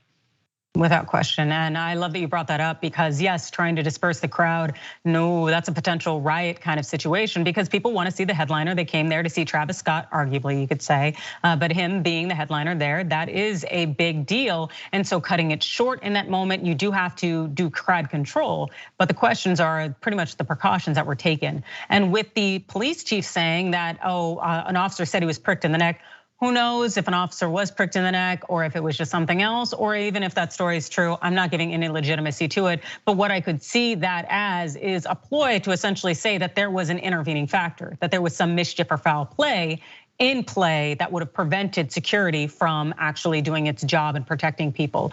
But because there's a lot riding on the line in terms of, you have to have law enforcement there, you have to have security there, you have to have EMS, and a lot of people are going to be out here essentially trying to protect their interests. But one thing that you had brought up, Francesca, it's important to dive into, is that Scott has definitely gotten in trouble for dangerous behavior at previous concerts. Now, Scott has been arrested twice for disorderly conduct after inciting chaos at his shows. In 2015, he encouraged fans to jump the barricades at Lollapalooza. And in 2019, he was accused of inciting a riot at an Arkansas show. And so you do have to consider, is there something about this individual and essentially the environments that he has not only cultivated, but encouraged, that really maybe created this situation? Yeah, it doesn't look good. And it doesn't look good on him, and he needs to do more than refund the tickets for people or like get to the bottom. There's going to be a lot of blame game going on, but 8 people is insane. It is a mass casualty event. It's a tragedy, but it could have been avoided. Yeah.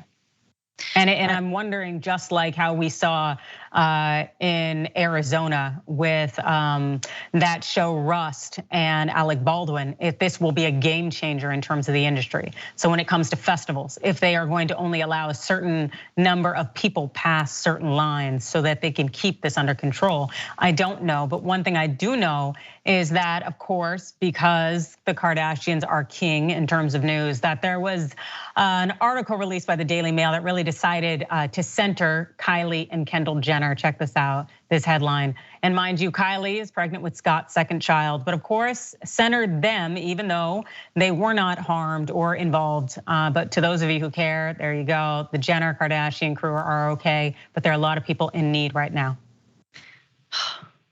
At least someone is looking out for them, if not their billions of dollars. All right, we got to take our first break. We'll be right back after this.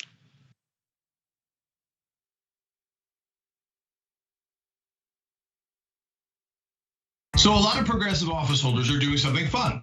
I like fun. They're doing the last 2 years in 2 minutes. Okay, we're gonna try it here. First, I wanna let you guys know about the years before that. Hey, remember we started the Just Democrats here on the Young Turks. It was officially launched on our air, basically by you guys. And then we featured AOC, we featured Cori Bush, and Ro Khanna became the first ever Just Democrat incumbent, all on the Young Turks. Now, the last 2 years have been a spectacular follow-up to that. So let's put the 2 minutes on the clock and do this. Young Turks got to start back in 2002, and I think we've been an important part of the progressive movement ever since. What we mainly do is amplify the progressive voice and candidates out there, and I think we've done a pretty good job. Right now, we're currently #1 most engaged news politics network online, beating CNN, Fox News, and MSNBC, all of them. We're #1 in total minutes watched. That means not only the number of people watching, but how long they watch. We just crossed 20 million followers and 500 million monthly views. Now, why? That's because actually the country's progressive. It's 2/3 progressive. And you guys have allowed us to be your voice, and we're incredibly thankful for that. So what did we do with that voice? Well, let's look at 2019. We went all over the country talking to you guys and the candidates. So we were in Miami, we were in Detroit, we were in Houston, and we were in Iowa. In fact, we were all over Iowa. You guys were all over Iowa, and all of the candidates saw you guys. We had wonderful people speaking, like the one and only Nina Turner at our rallies. Bernie Sanders stopped by, Andrew Yang, Elizabeth Warren. We interviewed almost everyone on the campaign trail, with the exception of Biden and Buttigieg.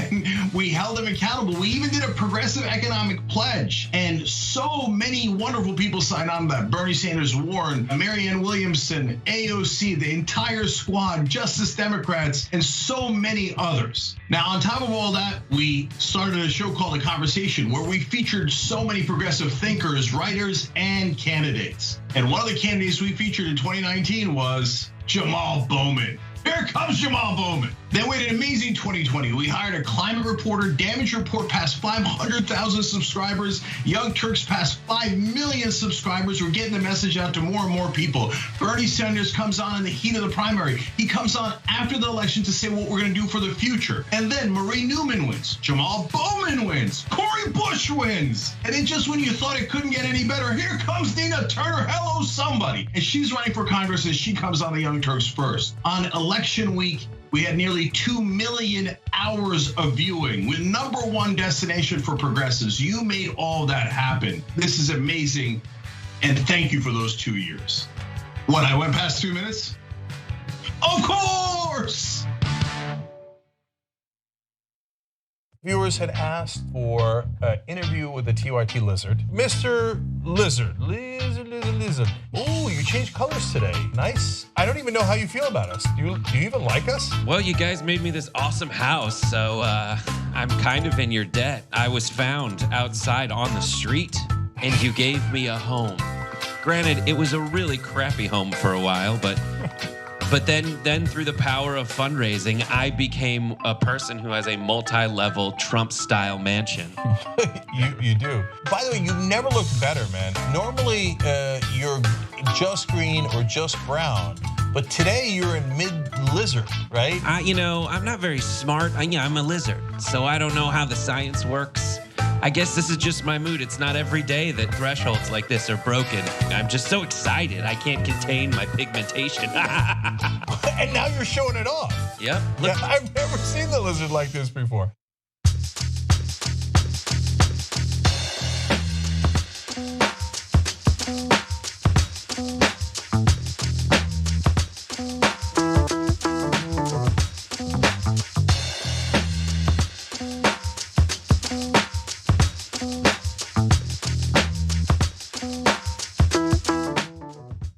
Hey, welcome back to TYT. Francesca Fiorentini and Adrian Lawrence with you. By the way, if you like me a little bit, I have a podcast called The Bituation Room podcast. You guys should all listen or watch it, Franny Fio.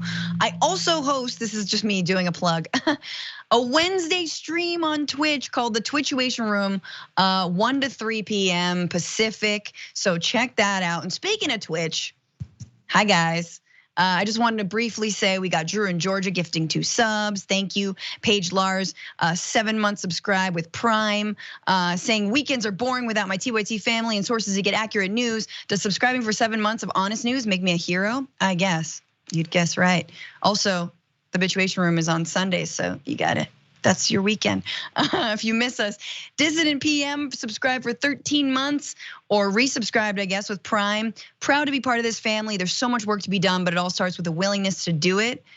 Absolutely, the TYT fam shines in the light of hope onto the dark reality that is our nation. So much love to my family.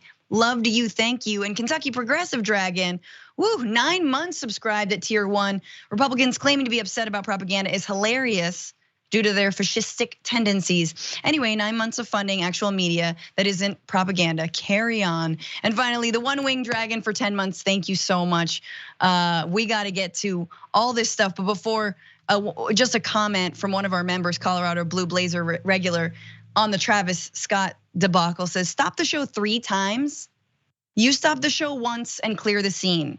And moron is what they add. I mean, 3 times, 3 strikes, you're out, right? Isn't that, Adrian, the rule usually? I don't know. Is that a legal term? Anyway, what's next? Well, next we are going to head to the show me state, which seems to be showing its ass more than ever. That's Missouri, and it's suffering the consequences of its state's efforts to evade Biden's gun regulations. Missouri passed a law that's called the Second Amendment Preservation Act, or SAPA. I don't know if they say SAPA, whatevs.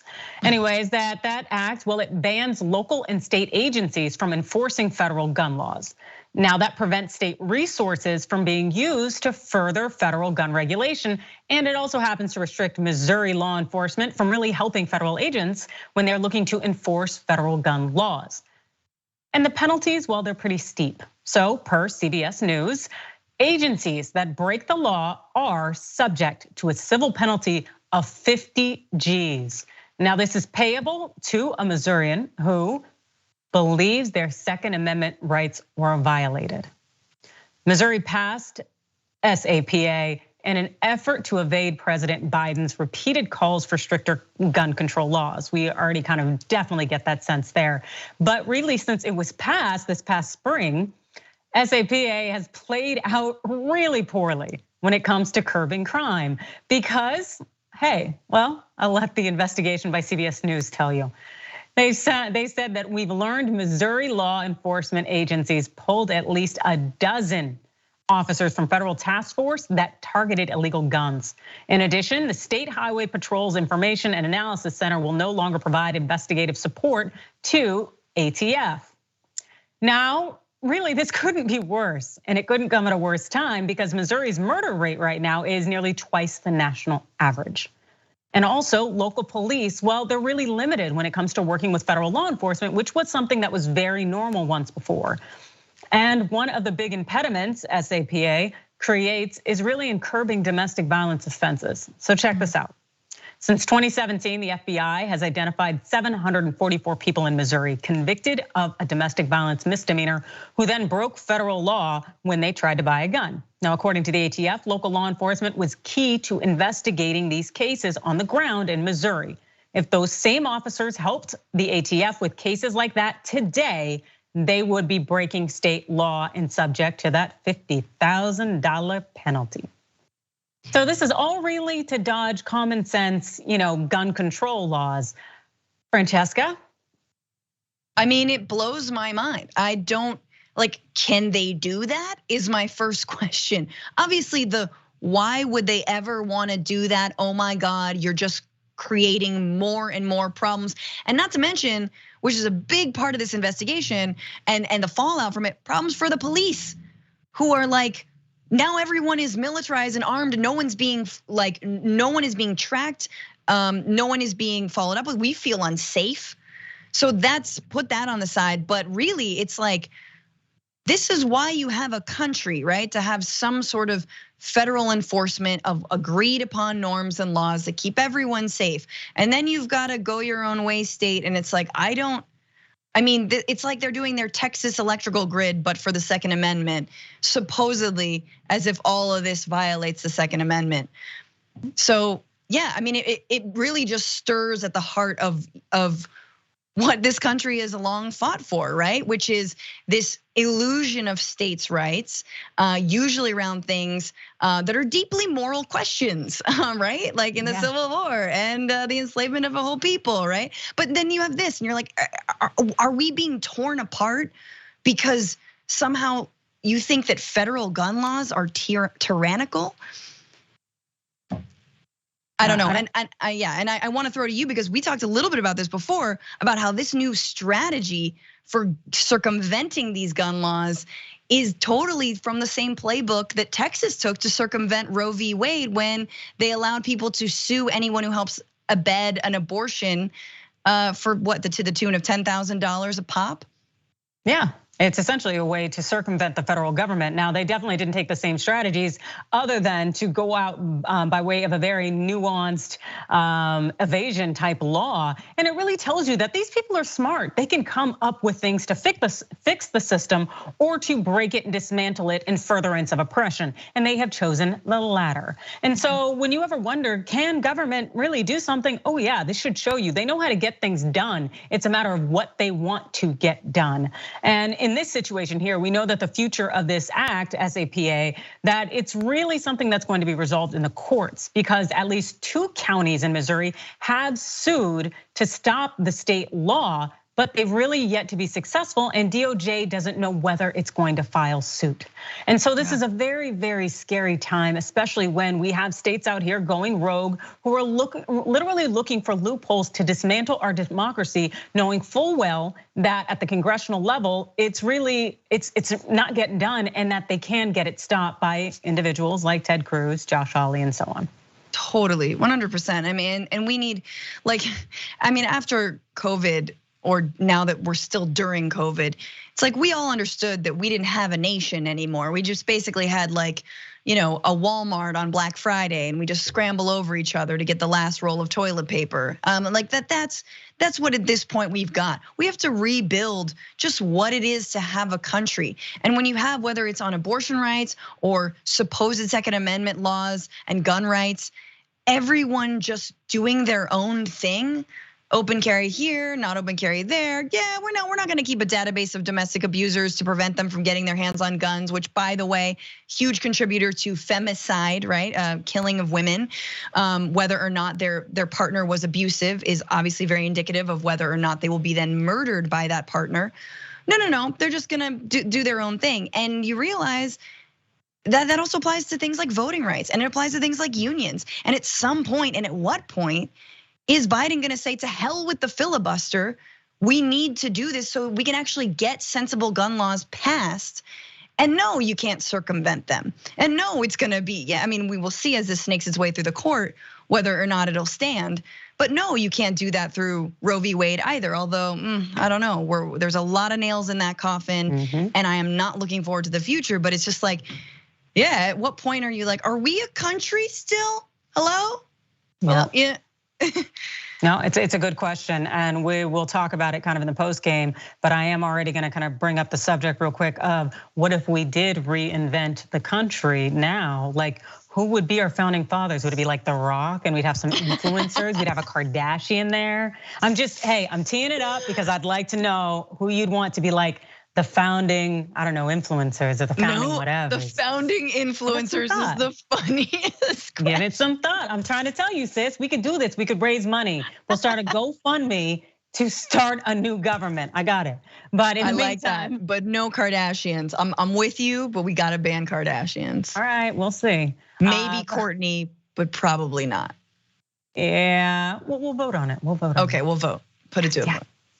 All right, so let's head to more Republican shenanigan that does touch Missouri. So during the most difficult time right now for small businesses throughout the country, well, what we have is the GOP appearing to elevate Islamophobia above the people and their needs. The Senate Republicans, they've once again blocked a Biden nominee, but this time for reasons that appear to be xenophobic and Islamophobic. And this is specifically Senators Ted Cruz and Josh Hawley, who's out of Missouri, and they sit on the Senate Small Business Committee. What they did is they blocked the appointment of Delaware Saeed from being deputy administrator of the Small Business Administration. Now, Saeed is quite qualified. He's a CEO of a healthcare AI company. Also, when you speak of pedigree, MBA from Penn Wharton, he also just so happens to be Muslim. And if appointed, he'd be the highest ranking Muslim official who is really leading our nation to some extent in an agency. So how do Hawley and Cruz really justify blocking Saeed 4 times? Well, per the Insider, Republicans have seized on Saeed's membership on the board of I would imagine, Action, a Muslim American advocacy group. Hawley spearheaded a letter with other Republicans on the committee that specifically called out as anti-Semitic a line from one of the group's press releases that described Palestinians as occupied and Israel as the occupier. Yeah. So Hawley's attempt to really paint Saeed as an anti-Semite, well, it doesn't quite hold very much weight, especially by this tenuous link here. Why? That's because in addition to being a qualified nominee, he has the ADL backing his play. So check this out. The Anti-Defamation League CEO Jonathan Greenblatt, well, the head of the most influential organization combating anti-Semitism, well, he told the Daily Beast that it was painful to see the attacks on Mr. Saeed's candidacy because of his association with Imagine, and that we need him confirmed. This really says a lot. How is it sitting with you, Francesca? Yeah, I mean, the ADL is, obviously they are a go-to when it comes to anti-Semitism, but they don't always issue statements that I agree with, to be honest with you. I feel like they see more anti-Semitism in critiques of Israel and Israeli policy than I think are warranted, and they paint those as anti-Semitic. So if the ADL is saying that this guy is above board, then yeah, he is above board and you should definitely confirm him. You'd think after coming out of a pandemic, we would need someone at the helm of the Small Business Association. Like, get someone in now, Small Business Committee and the Senate. Like, please help us, right? Because you got, especially at a time when vaccine mandates are coming down, and people are utilizing vaccine mandates in order to protect their businesses and their workers. At a time when obviously a lot of funding is dried up for those small businesses, it's like, yeah, no. You need somebody there. Look, I can't speak. I don't know about Dilawar Saeed. I don't know what else, anything else about his background. But we know that the only reason that Hawley and Cruz are opposing it is because he is Muslim. And it's sad to say that we're still in that place, but we are. I mean, look at Ilhan Omar and Representative Rashida Tlaib and the things that they've had to deal with and go through constantly. Oh, no, it's not about them being Muslim or black. No, it's because of their politics. It's because they're anti-Semitic, and we're gonna take anything they said and we're gonna twist it and make sure it sounds anti-Semitic. And then of course Pelosi will fall in line, and they'll do a whole committee and they'll issue a stern warning against saying anything that could be construed maybe by bad faith actors as anti-Semitic. We know how it goes for Muslims in office, and it's gonna keep changing. For the first time on the New York City Council, there's a Muslim American woman, which is amazing. So they're gonna have to deal. Okay, how many billions of Muslims in the world, how many millions in the United States? Deal with it. They are part of this democracy, and this is just more BS. Yeah, absolutely. I think it's BS in toto. It's funny that when Hawley found out essentially that the ADL is backing Saeed, of course, well, he still decided to double down, and he said, it's my vote, it's my responsibility. Yeah, that's cute. Anyway, so in an effort to really move the goalpost away from the clear anti-Muslim sentiment, GOP Senator Rand Paul also hopped on Josh Hawley's board. But what he did was he wrote an op-ed last week really claiming that he wouldn't advance Saeed's nominee because of concerns that he has in terms of PPP funds that Planned Parenthood had received. So check this out. The senator from Kentucky, Rand Paul, what he wrote in his op-ed was, when we asked Saeed about his commitment to claw back the taxpayer dollars from Planned Parenthood, Saeed gave no assurances he would do so. If confirmed, Saeed would have direct involvement on if these loans are forgiven. You know what? It's absolute nonsense. This thought that, this is why we're going to block him. Yeah, right. But at least I guess he's more creative than Josh Hawley. But he's not creative enough to necessarily get past the Dems. Because as you can imagine, the Dems are not buying it. Ben Cardin, who happens to head the Senate committee, he said this: every time we try to accommodate their requests, they move the goalposts. Noting that Saeed has nothing to do with Planned Parenthood, and that's damn right. Imagine the stretch. Like, you gotta give him credit for the creativity. Like, you're totally right. Like, he was like, it's not Islamophobic, it's anti-choice. There we go, boom. As if that's at all better. All right, we gotta take a break right now. Don't go anywhere. Adrian Lawrence, Francesca Fiorentini, we got more stories coming up.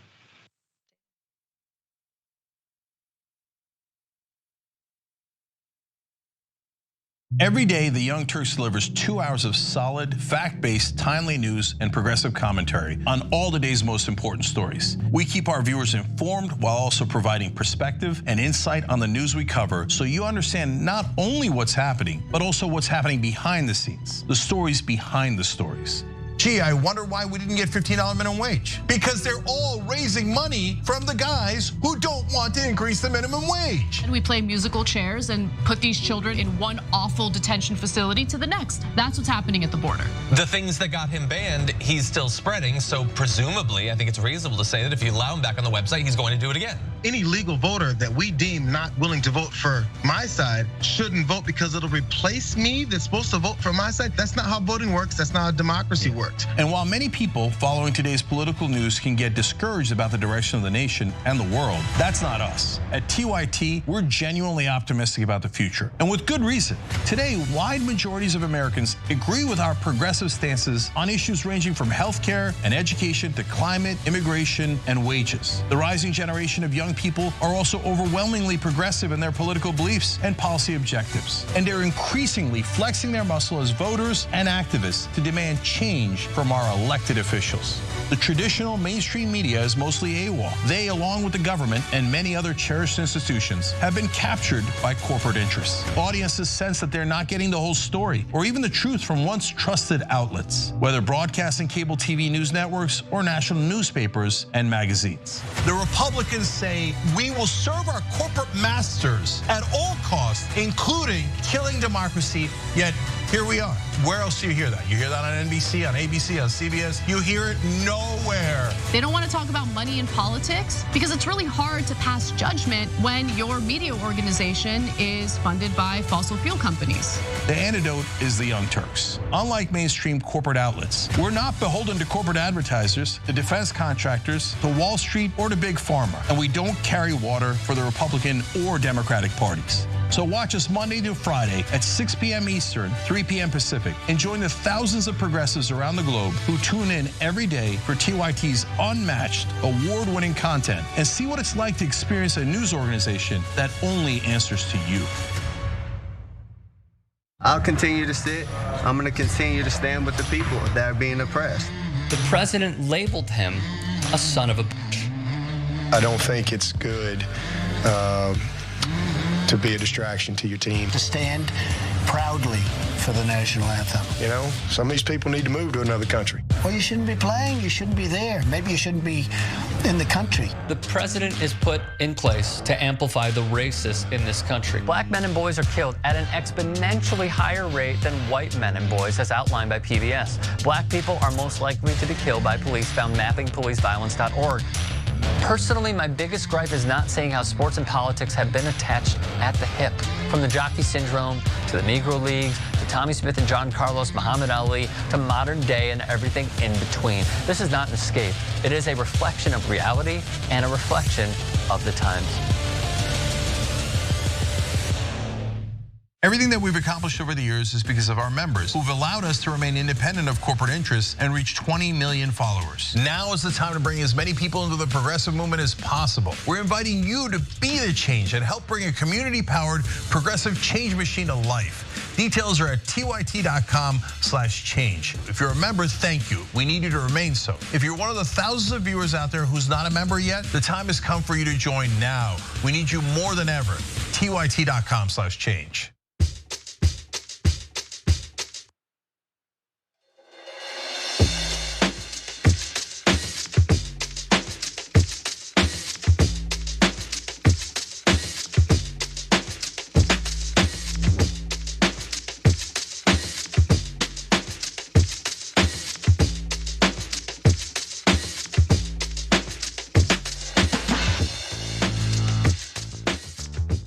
Welcome back to TYT. Just a couple comments from the members.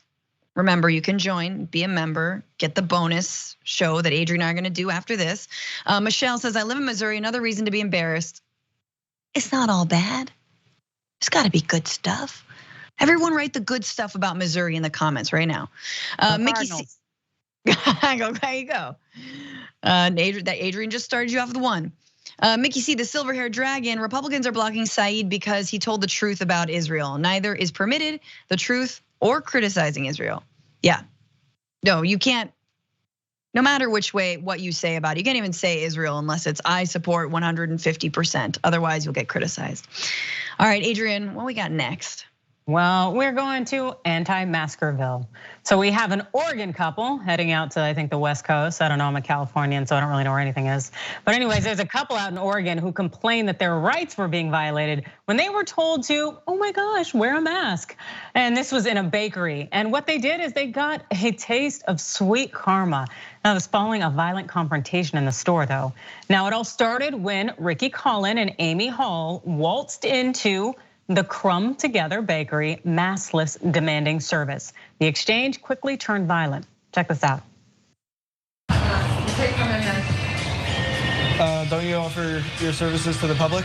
Yes, but the state requires that you need to be masked in order to come anywhere inside. You can't deny public services per federal law. Yes, I can. 18, you can violate 18 USC 245. I don't know what that is, but it's a federal law. You're a public accommodation. You just said you're open to the public. I have the right to refuse service to anyone. That's what 18 USC 245 is exactly about. My store, I'm asking you to leave. Do you understand what trespassing means? Yes. Or asking someone You're to leave? trespassing. When I ask you to leave and you don't leave, you're now trespassing. That's not what trespassing is. I wouldn't Don't touch her. The worst thing you could do is put your hands on me right now. The absolute worst thing you can do. Few things annoy me more than when people will try to drop the law as if it is something, or they can enforce it then and there. Oh Lord. So what is that?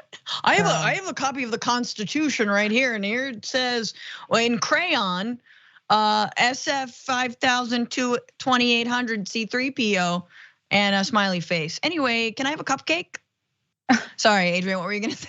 No, seriously, it's like you're really gonna go banging this hard in a bakery, bruh? Like, what the hell? And also this thought of, I'm gonna drop these statutes. Get out of here. Statutes are subject to interpretation. So why don't you go find a judge who will interpret it for you? In the meantime, get out my shop.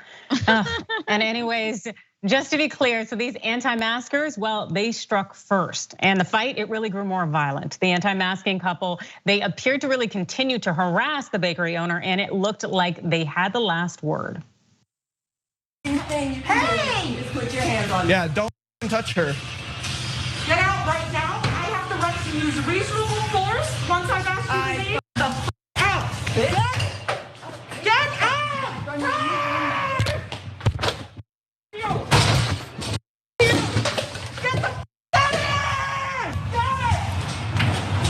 Somebody call the police on this lady. Hands on me. You don't get to assault people and run a business. They were completely and totally out of line. And that's very bothersome. The thought of it's like, why don't you roll up in Walmart where they can afford to have that such loss, as opposed to a small business owned probably by an individual person who has to man the station. Well, anyways, those individuals, well, they look like they won that battle, but they really lost the war, because Collin and Hall, well, they really filmed the moment that police used to decide who was at fault. Reputation about them, and that they've assaulted other people. And so we wanted to go in there to see if we could get a coffee. And before we could even tell her that we wanted to buy anything, she was already coming at us, trying to remove us. Yeah, just hang on. Yeah, you can go. I just wanted to get the rest of your story. So I don't know why they're arresting her exactly when she was the one that was attacked. I know this isn't the outcome that you guys wanted for sure. Well, this is definitely an unlawful outcome, which is furthering your unlawful racketeering activity. But you guys could just keep doing what you want. So here's where we're at. Ricky, you're also under arrest, okay? So I don't want this. She said it was discretionary. Okay, I don't want this to get broken. What am I under arrest for? Assault.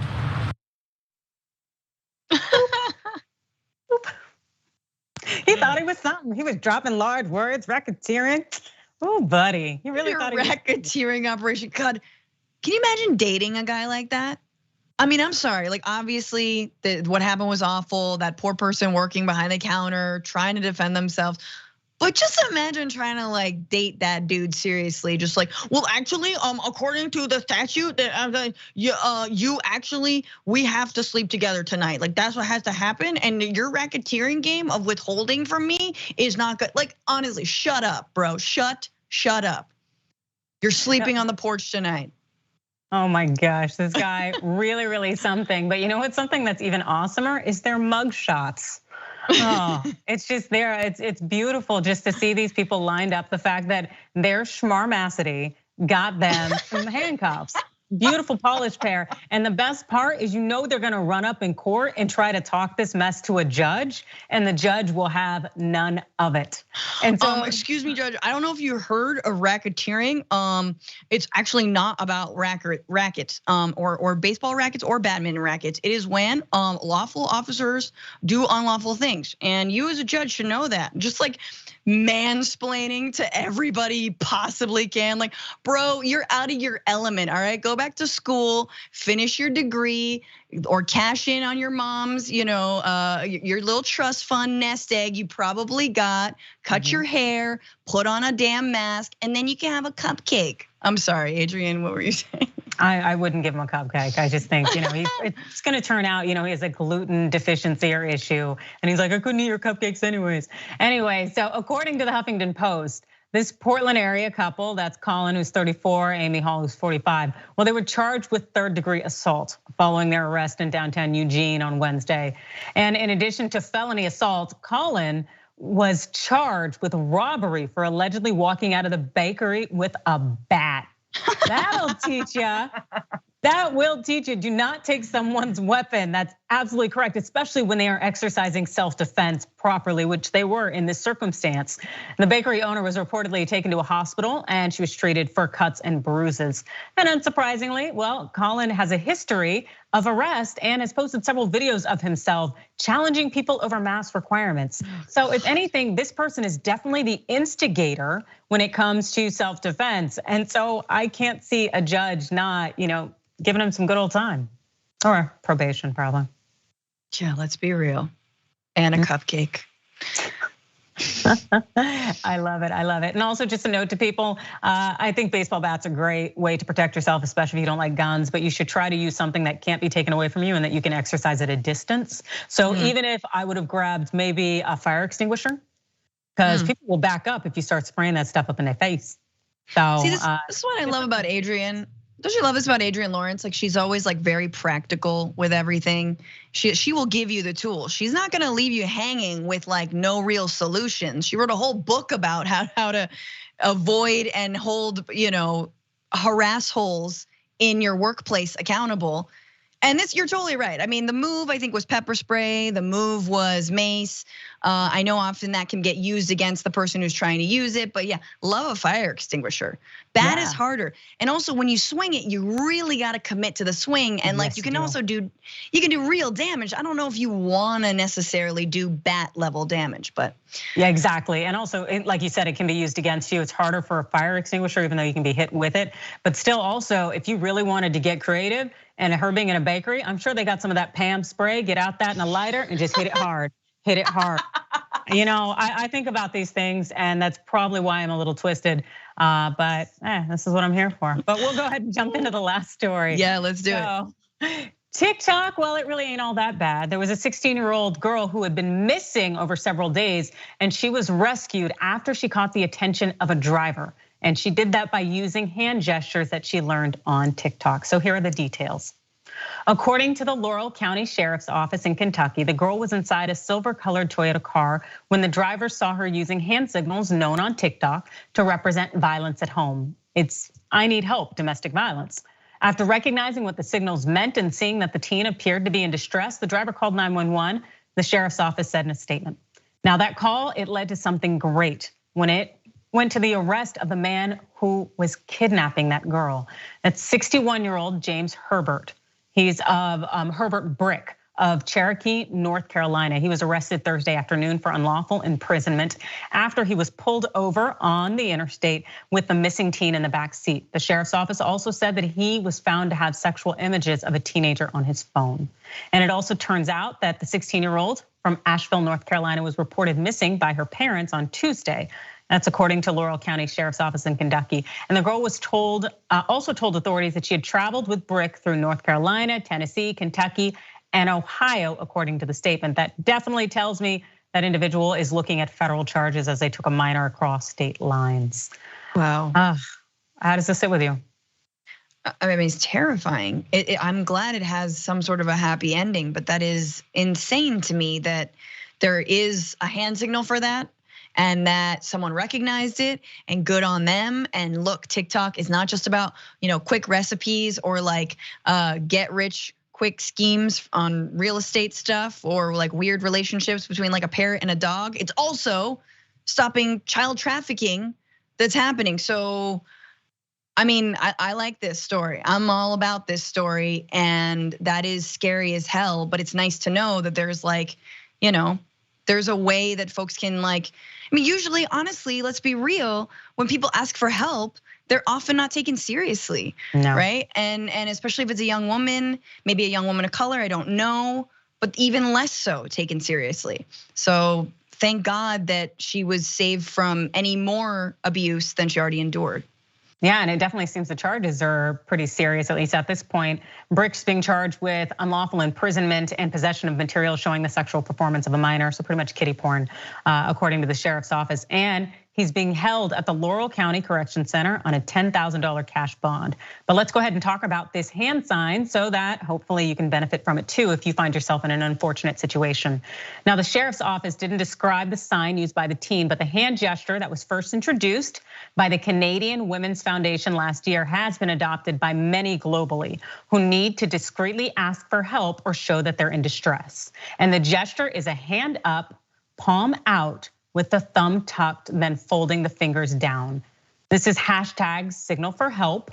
It's a way for those at risk of violence at home to video call or help without leaving a digital trace. And this November, to bring awareness to the ongoing risk of increased gender-based violence during the pandemic, we're sharing this artistic expression of the signal really for you to share on social through ArtShare. And this is so incredibly powerful because it does not look like something that would be a telltale of that I'm in danger and that I need help. Simply putting your thumb over the center of your hand with your fingers up and closing them. That's something that anyone can do. And I understand that it's being used in bars and at various places. You just gotta hope someone is hip to the game and that they understand what you're communicating. And fortunately in this situation, someone understood. Yeah, I love that. I think we've all needed that. Usually you pretend like you're getting a phone call when you're in a bar and you're like, oh my God, I gotta take this. Ooh, do it anyway. Not gonna talk to you anymore. Bye. But no, but I mean, obviously, it's not a joke. It's super serious, and I'm glad that this is now catching on. And thanks to TikTok again. But I had never even heard of anything like that, right? It's usually like you have to call a number, right? You have to be lucky enough to find the number to call if you are being trafficked, which is like, I know there's signs in airports and such, but like, or an occasional billboard, but who's got that number? Who's making sure that? And if you are being held against your will, you're probably not getting access to your phone. So the idea that you're calling or finding a time to call, that could be incredibly dangerous to your life. Yeah, absolutely. And I remember I was in a Vegas hotel recently, and seeing in the bathroom how it had about sex trafficking and human trafficking signs. And it made me realize so many things that I don't think about on a daily basis, where there are individuals around me who are essentially in those situations and circumstances. And so it really imposes upon us to think more that you really do not ever know what someone else around you is going through, and to be a little bit more aware about, hey, the fact that somebody may need your help. That being said, last week on the bonus show, we did talk about a white mother of a biracial kid who was asked whether she was trafficking that kid, but purely because they appeared to be different races. So it's like, you never know, but yeah, it's like, it's super important to inform ourselves. All right, guys, we got I was like, is it the Hunger Games sign? No. All right, I'm doing this. Awesome stories, guys. Thank you so much for being here, for sticking with us. Shout out and lots of love and healing vibes to Anna and Jank, both sick because they left it all on the floor last week. But Adrian Lawrence, thank you so much for taking through those stories. And we got more on the other side in the bonus episode. We'll see you there. Take care.